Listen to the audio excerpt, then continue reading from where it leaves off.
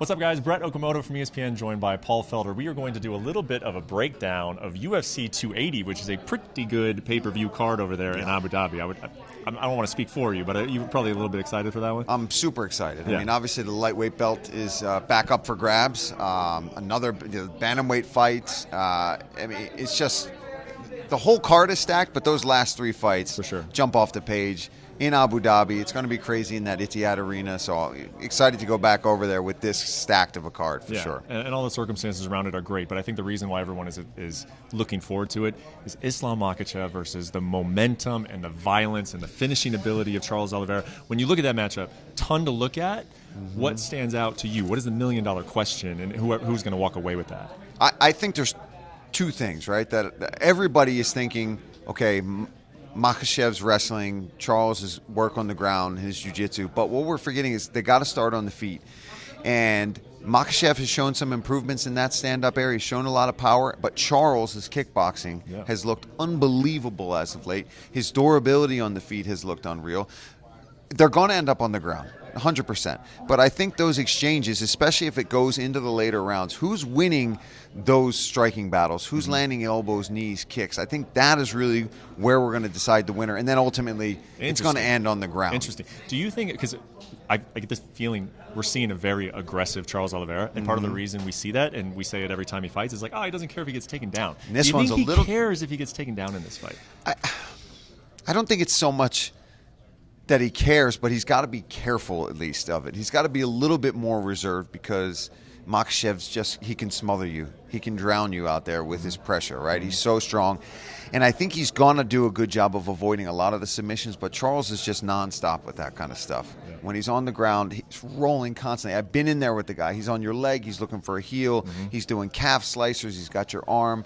He constantly keeps you uneasy, but I don't think he wants to spend the whole fight doing that. That's grueling, right? That wears you out. Do you see these two guys as whoever wins this fight is about to start, and maybe in Charles' case it's already kind of begun, but an era? Do you think that this is kind of for supremacy, or do you think lightweight does have a lot of different things at play and that we won't see a dominant champion like we were kind of seeing with Khabib there at the end? I think both of these guys have shown the ability that if they get that belt and can keep it going, and really, I mean, if Charles wins, this is really just a continuation of what he's already done. I mean, the circumstances of which he lost his belt, where there's a whole lot of drama going on there that everybody has an opinion on. But I think he does have the ability to, if he can beat Islam, then, I mean, that is the continuation of a round. Who's going to beat him? Because he's taken out incredible strikers, other incredible grapplers. If you take out somebody like Islam, who's Khabib's protege, he's the next coming of that style from Dagestan. If he takes him out, then where do we go? And it's the same for Islam, though. I don't think he's faced quite the caliber of opponent quite yet, but I mean, if he can take out Charles, nobody else has been able to do that in the last however long. It's such a good fight, man. In terms of just a single fight, probably the fight I've been looking forward to most. Dude, I can't really think of another one that compares to it. This is the fight we've talked about. It didn't happen with Khabib, but now it gets to happen with Islam. 100%. So that's not the only great fight on the card. You also have the bantamweight title fight between Aljamain Sterling and TJ Dillashaw. And I think I'm going to ask you exactly the way I asked you about the main event. A lot going on here, and you know, these elite fights, they come down to details, but what to you is the key one? Like, what's the biggest question here going into Well, I think you got two really good wrestlers, right? I mean, Aljamain for sure has the ability to take you down, backpack you, wear on you, be on that neck from behind, and even if he doesn't tap you, he's just dragging those rounds on and winning rounds. But TJ's striking is kind of on a different level, I think, than Aljamain's by a little bit. Aljamain's shown a lot of improvements on the striking, really good there, but I think this one in particular really will take place on who's going to dictate those, because I don't see either guy just, dominating the wrestling exchanges. I think it could be back and forth, both guys getting down.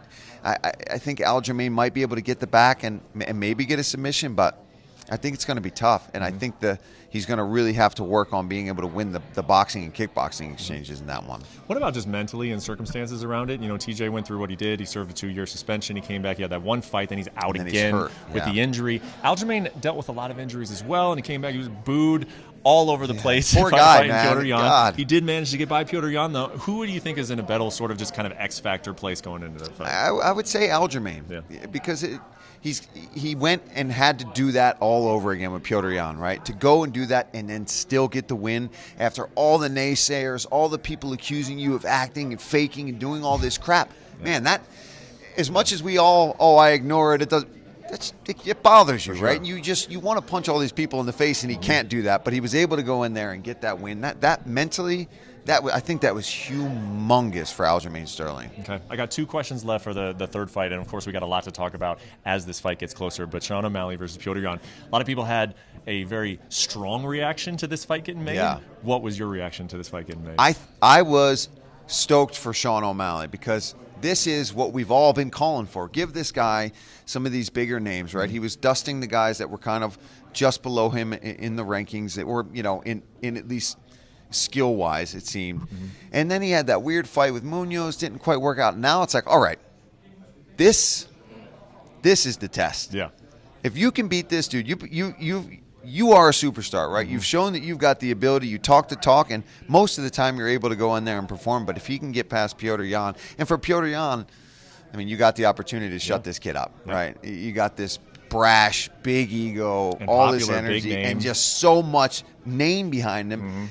Petr Yan's got the skills, but name-wise, maybe not as much as Sean. While both guys have big opportunities to take what the other one has. So let me ask you this, the final thing.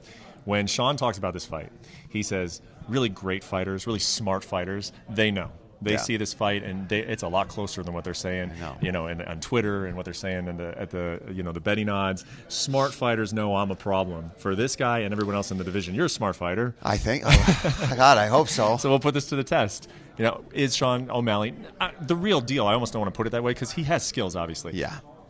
Is this a good fight for him? I think people get caught up in the hair, in the clothes, and in all that stuff, and they forget this dude has iced some people out there and made people look stupid on the feet. And then he had the Cheeto fight, the leg thing, and he got in his own way there by kind of just pretending that never happened. But I do think that he is a problem, and I do think striking-wise, he is one of the best bantamweights out there, hands down. Yeah. And now he's got somebody who more often than not is willing to stand and trade in those areas, in those kickboxing exchanges. Yeah. I think it's going to be a close, more fun fight than people are giving Sean credit for. So I agree with you, Sean. You are a problem. I'm not saying who's going to win. I'm calling the fight, so I can't go into that. But I think it's going to be a battle. I love it, man. Looking forward to this pay-per-view card up and down so much. I've heard rumors that Paul intends to ride his bike to the shore, actually swim overseas. I do plan on swimming in the bathtub of a ocean that they have over there. Yeah, but yes, not I don't know if I'm bringing the bike. I did bring it to Paris, though. Well, if you want to see Paul Felder, if you're over there in Abu Dhabi, just look out your window. He'll be exercising. Yeah, look at the track there, the F1 track. Exactly. I'll be on my bike or running it. Paul, thank you for the time, man. We'll see you over there. No problem. Thank you, man. Thank you for watching ESPN on YouTube. For live streaming sports and premium content, subscribe to ESPN+.